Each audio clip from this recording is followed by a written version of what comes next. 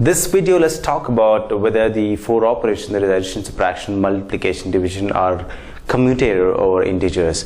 Let's talk about two numbers. While I select from integers, I select, say, a is equal to 5 and b is equal to minus 3.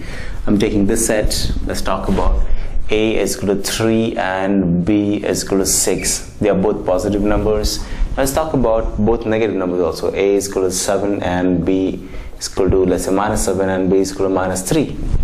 Okay, so I'm taking three sets of numbers, both positive, both negative, and one positive and negative. So let's check whether commutative law is positive or not, possible or not. Here commutative law is what? Exactly a plus b should be equal to b plus a. This is what I'm looking for. Okay, if the answer is the same, I can say yes, addition is commutative over integers. Let's talk about it. Let's say a plus 5. Alright, that is 5 plus 3. Sorry, 5 plus minus 3. Is that equal to minus 3 plus 5 is what I'm looking for. Okay, where a is 5 and b is minus 3. So this is what's happening. So 5 plus and minus is minus. So 5 minus 3, and this guy is minus 3 plus 5. And that goes like 2, and this minus 3 plus 5 is again 2. I can see the answer is the same, right? Second condition, with both are positive, I can take 3 plus 6. Is that equal to 6 plus 3? Check it out. That is 9 is equal to 9. Yes, it is. Now when they're both negative, I say minus 7 plus minus 3. Is that equal to minus 3 plus minus 7? Let's check it out. So minus 7 minus 3 plus and minus minus. That is minus 3 minus 7 again. It goes like minus 10, and that is equal to minus 10.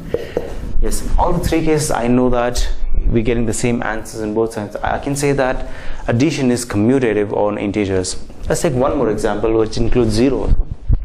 Let's talk about 0 plus 5. Is that equal to 5 plus 0? Yes, the answer is 5 and 5. Yes, now I can say yes. Addition is commutative on integers. Okay, very simple. Now that's a remark, and we understand. To write this guy, let's say for all a and b which belong to integers, I can see that a plus b is always equal to b plus a, and then I can say yes, closure or commutative law is satisfied. That's it. Now let's talk about the subtraction part of it. We just worked on addition, where I took two numbers and added. Alright, I took four situations and added. Let me take subtraction now and take the same numbers and see what works. I'm looking for a minus b should be equal to b minus a. That's what I'm looking for now. Alright, let's see how it works. Now, if I take a as 5 as b as minus 3, I'll get 5 minus of minus 3. Would that be equal to minus 3 of minus 5? Okay, this is my question. So what is this? 5 minus and minus is plus 3. And this minus 3 minus 5 is minus 8. And this is 8. Is that equal to minus 8? No, it is not equal to. So I can clearly see that commutative law is not satisfied on subtraction, basically. Right? Now let's talk about this guy, where I'm taking a as 3 and b as 6. Okay. Now I'm talking about a that is 3 minus 6.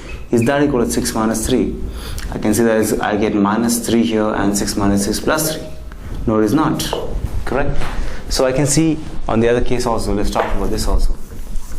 Nowhere I could say that this is satisfied. There is minus 7 minus of minus 3. Would that be equal to minus 3 minus of minus 7? I can see it's minus 7 plus 3, and this guy is minus 3 plus 7.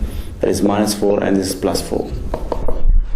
Very simple. In all these cases, I see that commutative law is not happening here, right? So I can say yes, subtraction is not commutative on integers. Alright, very simple. Now what's the next thing? Let's talk about multiplication. Let me take the same example so that it is easier for us to work on it. I'm taking a into b should be now equal to b into a. Let's take this guy. 5 into minus 3. Would that be equal to minus 3 into 5 is what is the question about, right? So 5 into minus 3 is minus 15. And 3 into minus 3 into 5 is again minus 15. I can see yes, the answers are same. It is good with this example. Let's talk about this example where both are positive. So I have 3 into 6. Is that equal to 6 into 3? Yes, it is. 18 is equal to 18. It's happening, right?